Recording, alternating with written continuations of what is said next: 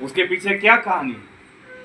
ठाकुर जी एक बार मैंने सोचने लगे से कि मैं तो दुर्बल हूं, मुझसे तो होगा नहीं, मैं तो कमजोर हूं, इस तरह का सोचने लगे। सिर्फ सोचने से क्या हुआ कि मैंने उनका मन जो है ना एकदम नीचे की ओर बढ़ने लगा, एकदम कमजोर महसूस करने लगे। तब ठाकुर जी एकदम छटपटा के गए हैं पद्मा के किनारे बालू पे और खूब चिल्ला चिल्ला के बोले कि मैं परम पिता की संतान हूँ, मुझ में बहुत ताकत है, मुझ में बहुत शक्ति है। जब चिल्ला के बोले तब जाके उनका मन अच्छा हुआ।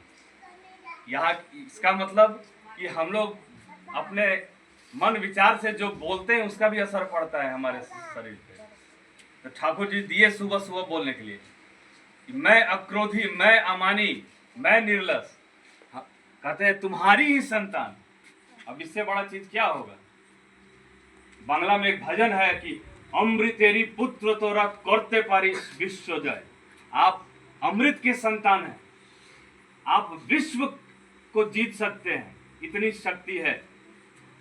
एक छोटा मोटा दरोगा के बेटा भी कहता है कि हम तो दरोगा के बेटा है, बड़ा ताव में रहता है, भाई विश्व ब्रह्मांड के मालिक हैं, उसके आप बेटा हैं, काहे आप कमजोर बैठे हैं? क्यों मन को गिरा के बैठे हैं? एकदम सबल होइए, हर चीज को एकदम सबलता से करिए। मन जब ऊंचा रहेगा तो क्या होगा? आज क्या पढ़े हम लोग? मन जितना उच्च और उदार होगा उतना ही सुख, ऐसा करके कुछ पढ़े सत्यानुसरण में। तो मन के हारे हार है, मन के जीते जी। मन को मजबूत करना है तो ठाकुर जी में मन को लगा दीजिए। ठाकुर जी का कोई भी काम अपने दैनंदिन जीवन को छोड़ के करने वाला काम नहीं है, क्योंकि ठाकुर जी वर्तमान पुरुषोत्तम है। वो जानते हैं कि इस समय आदमी छोटा छोटा चीज में व्यस्त रहेगा, अपने जीविका में व्यस्त रहेगा, उसी में वो भगवान को भज सके, ऐसा ही फॉर्मूला दिए ठाकुर जी। ठाकुर जी दिए कि तुम गिन के नाम जपो, ये तो नहीं दिए, क्योंकि गिन के जपने में आपको स्थिर बैठना पड़ेगा, सोचना पड़ेगा। एक बहुत अभी चर्चित गुरु हैं और भी नाम का बात करते हैं, बहुत अच्छा बात करते हैं, लेकिन हम यही देखें पुरुषोत्तम और उनमें फर्क।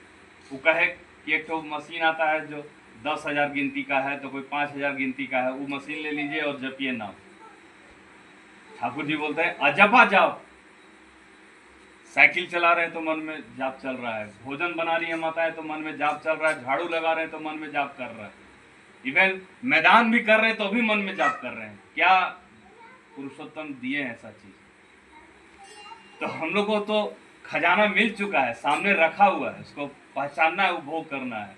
एक छोटी सी घटना हम अक्सर पहले बोले थे कि एक भिखारी था, वो एक स्थान पे बैठ के भीख मांगता था, आजीवन भीख मांगा वहीं पे। अब एक दिन वो इसी जगह पे मर भी गया, तो जो आसपास के लोग थे उसका लाश उसको माने अंत्येष्टि किए।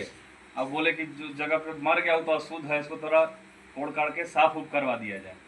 तो उसको कोड़ने लगा तो कुछ आवाज़ किया ठन ठन, आओ कोड़ा बढ़िया से, तो उसमें से निकल रहा है बक्सा, और बक्सा में पूरा हीरा जवाहरात भरा हुआ। अब सोचिए हमारा स्थिति वही भिखारी की तरह है, पूरे खजाना पे बैठ के वो भीख मांग रहा था। तो क्या हम ऐसा ही स्थिति में रहना चाहते हैं? नहीं, खजाना मिल चुका है, खजाना को इस्तेमाल करिए। जितना इस्तेमाल कीजिएगा उतना खजाना ही बढ़ने वाला खजाना है। ठीक है, तो बहुत बातें हो गई हैं, करना है, ठाकुर जी करने पे ही जोड़ दिए हैं। बैठ के कुछ नहीं मिलेगा ठाकुर जी के पास, एकदम स्पष्ट है ना? नहीं करने से प्राप्ति नहीं होगी, क्योंकि पाने का एक ही फॉर्मूला है, करना ही पाने की जननी है। तो करें, अपने अपने सामर्थ्य के अनुसार आप करना शुरू तो कीजिए। नाम करिए, इष्टवृत्ति करिए, सत्संग में आइए जाइए। सत्संग क्यों होता है? हम नाम कर रहे हैं, स्मृति कर रहे हैं, ठीक है, हम अपने घर में, आप अपने घर में नाम स्मृति सब कर रहे हैं बढ़िया से, लेकिन मनुष्य एक सामाजिक प्राणी है ना, हम लोग का मिलना ही जुलना नहीं हो पाता है, और मिलना जुलना नहीं होता है तो मन का दूरी बढ़ जाता है। तो जब मन का दूरी बढ़ जाएगा तो बल कहाँ से आएगा? कहा जाता है संगठन में शक्ति है। इसीलिए सत्संग दिया गया कि कम से कम एक समय आके मिले तो 10 लोग, एक दूसरे से मिले, हाल चाल पूछे, कौन किस अवस्था में है, ये जानने का तो मौका मिलेगा। आज इतना समय नहीं है कि हम लोग हर किसी के घर में जा सके, क्योंकि हर कोई अपने अपने काम में व्यस्त है। लेकिन सत्संग में आ गए, वहाँ 50 आदमी आ गया, 50 का हालचाल जान लीजिएगा कि कैसा है, क्या है, नहीं है, क्या उसको दिक्कत है, हर चीज़ जान लीजिएगा। ठीक है, तो हम लोग को खुश होना चाहिए कि ठाकुर जी जैसा गुरु हम लोग को मिले हैं। हम लोग का प्रोग्राम है 9 नवंबर को, जो जन्मोत्सव ठाकुर जी का 138वां हम लोग मना रहे हैं। ये सोचिए कि आपके पिताजी का उत्सव है ये, मेरे परम पिता हैं, उनका उत्सव है ये। उसमें चढ़ बढ़ के एकदम सब कोई आइए, खूब कीर्तन करिए, खूब नाचिए। देखिए आपका मन का स्तर कितना ऊपर उठ जाएगा, आपका जीवन शैली बदल जाएगा अगर आप उस उद्देश्य से करते हैं।